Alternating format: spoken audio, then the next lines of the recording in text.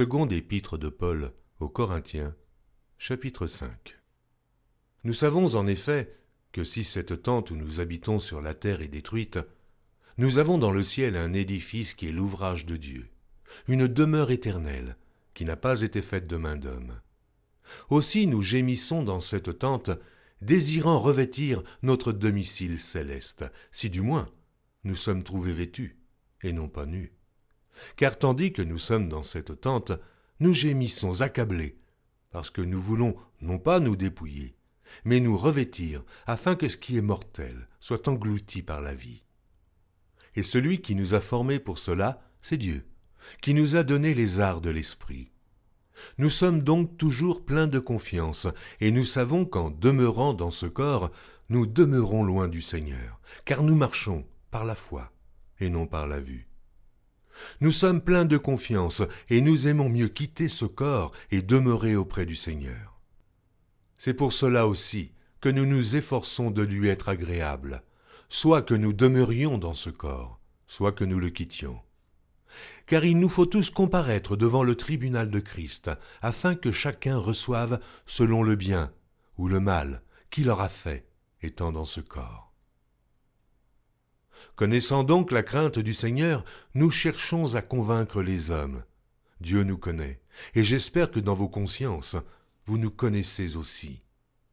Nous ne nous recommandons pas de nouveau nous-mêmes auprès de vous, mais nous vous donnons occasion de vous glorifier à notre sujet, afin que vous puissiez répondre à ceux qui tirent gloire de ce qui est dans les apparences, et non dans le cœur. En effet, si je suis hors de sens, c'est pour Dieu. Si je suis de bon sens, c'est pour vous. Car l'amour de Christ nous presse, car nous estimons que, si un seul est mort pour tous, tous donc sont morts, et qu'il est mort pour tous, afin que ceux qui vivent ne vivent plus pour eux-mêmes, mais pour celui qui est mort et ressuscité pour eux. Ainsi, dès maintenant, nous ne connaissons personne selon la chair. Et si nous avons connu Christ selon la chair, maintenant nous ne le connaissons plus de cette manière. Si quelqu'un est en Christ, il est une nouvelle créature. Les choses anciennes sont passées. Voici, toutes choses sont devenues nouvelles.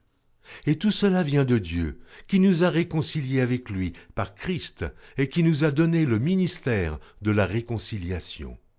Car Dieu était en Christ, réconciliant le monde avec lui-même, en n'imputant point aux hommes leurs offenses.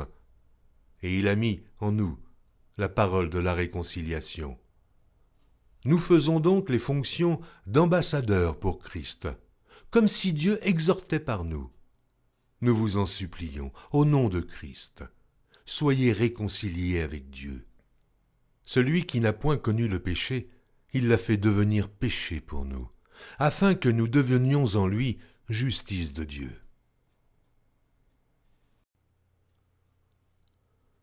Seconde épître de Paul aux Corinthiens, chapitre 6.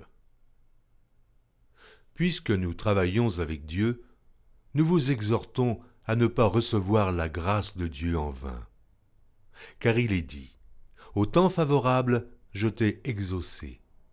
Au jour du salut, je t'ai secouru.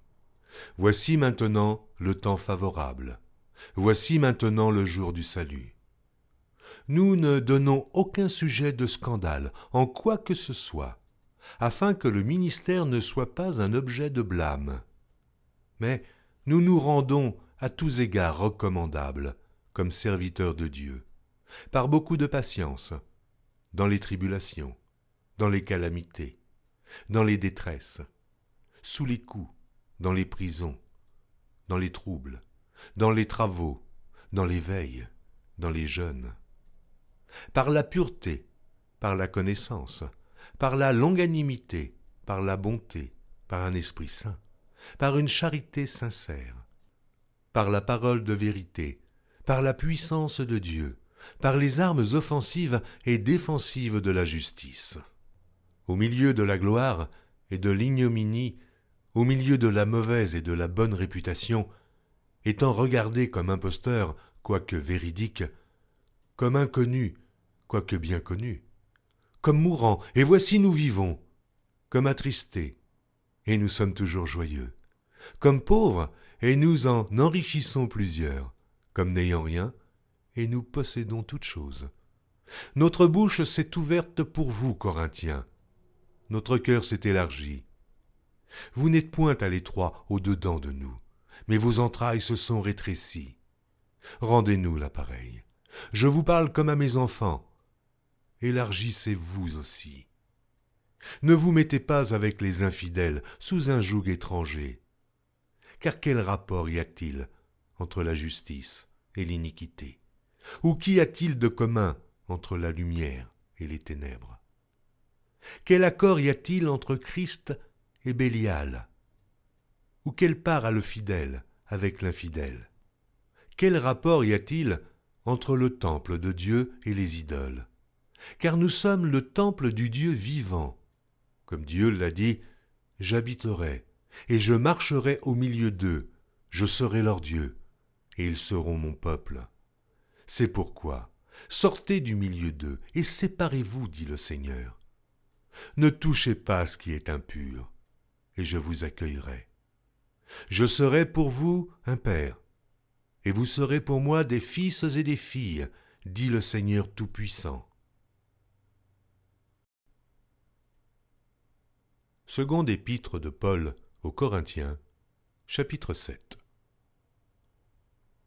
Ayant donc de telles promesses, bien-aimés, purifions-nous de toute souillure de la chair et de l'esprit, en achevant notre sanctification dans la crainte de Dieu. Donnez-nous une place dans vos cœurs. Nous n'avons fait tort à personne. Nous n'avons ruiné personne. Nous n'avons tiré du profit de personne. Ce n'est pas pour vous condamner que je parle de la sorte, car j'ai déjà dit que vous êtes dans nos cœurs à la vie et à la mort. J'ai une grande confiance en vous. J'ai tout sujet de me glorifier de vous. Je suis rempli de consolation, je suis comblé de joie au milieu de toutes nos tribulations. Car depuis notre arrivée en Macédoine, notre chair n'eut aucun repos. Nous étions si affligés de toute manière. Luttes au dehors, craintes au dedans. Mais Dieu qui console ceux qui sont abattus, nous a consolés par l'arrivée de Tite, et non seulement par son arrivée, mais encore par la consolation que Tite lui-même ressentait à votre sujet. Il nous a raconté votre ardent désir, vos larmes, votre zèle pour moi, en sorte que ma joie a été d'autant plus grande. Quoique je vous ai attristé par ma lettre, je ne m'en repens pas. Et si je m'en suis repenti, car je vois que cette lettre vous a attristé, bien que momentanément, je me réjouis à cette heure, non pas de ce que vous avez été attristé, mais de ce que votre tristesse vous a porté à la repentance. Car vous avez été attristé selon Dieu, afin de ne recevoir de notre part aucun dommage. En effet, la tristesse selon Dieu produit une repentance à salut, dont on ne se repent jamais, tandis que la tristesse du monde produit la mort. Et voici, cette même tristesse selon Dieu, quel empressement n'a-t-elle pas produit en vous? Quelle justification, quelle indignation, quelle crainte, quel désir ardent, quel zèle, quelle punition! Vous avez montré à tous égards que vous étiez purs dans cette affaire. Si donc je vous ai écrit, ce n'était ni à cause de celui qui a fait l'injure, ni à cause de celui qui l'a reçue. C'était afin que votre empressement pour nous fût manifesté parmi vous devant Dieu.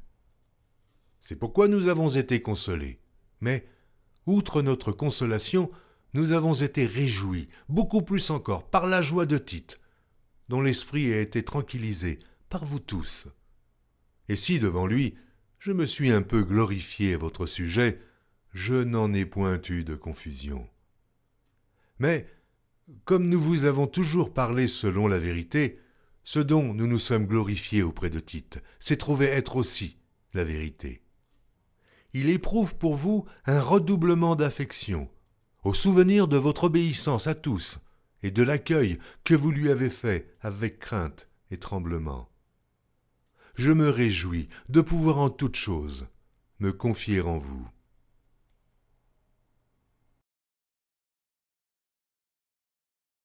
Retrouvez chaque jour sur EMCI TV une nouvelle lecture de la Bible illustrée en vidéo. Pour revoir ce programme, rendez-vous sur notre site emcitv.com.